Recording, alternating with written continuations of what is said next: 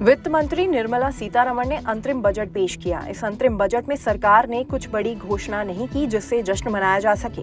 हालांकि सरकार ने पिछले साल किए गए महत्वपूर्ण कार्यों का जो लेखा जोखा दिया, उनकी तारीफ जरूर की जा सकती है। वित्त मंत्री ने करीब 1 घंटे तक बजट भाषण दिया। तो आइए कुछ पॉइंटर्स में जानते हैं कि बजट के पिटारे से क्या निकला। बजट के पिटारे से क्या निकला? सैलरी क्लास को इस बजट से काफी उम्मीदें थी। उन्हें लग रहा था कि इनकम टैक्स स्लैब में कोई बड़ा बदलाव होगा। वहीं महिलाओं के लिए कोई अलग से स्लैब बन सकता है, लेकिन यहाँ अंतरिम बजट में इस पर कोई बदलाव नहीं किया गया। यानी जो टैक्स स्लैब पहले से चल रहा था वही लागू रहेगा। सरकार का फोकस सेवा बढ़ाने पर है।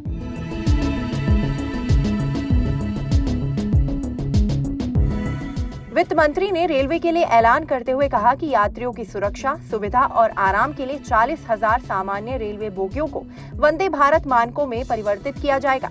इससे करोड़ों रेल यात्रियों को सहूलियत होगी।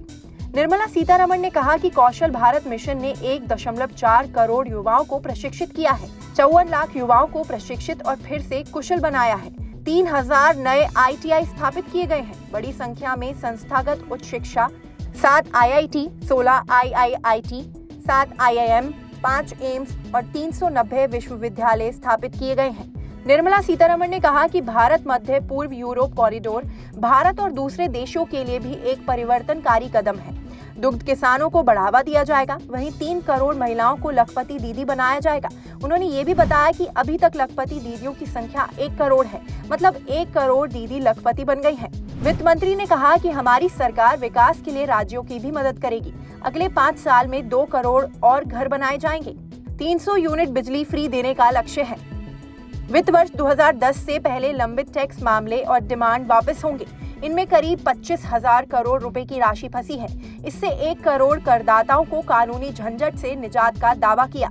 अगले वित्त वर्ष के लिए सरकार ने कर्ज का लक्ष्य इस साल से कम रखा है। हालांकि असली बजट जुलाई में आएगा, फिर भी ये राहत की उम्मीद जताती है।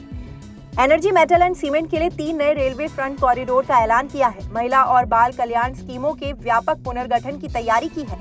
कई कार्यक्रमों में एक बड़ी स्कीम के दायरे में लाने का ऐलान किया है। खर्च में कटौती की कोशिश की है।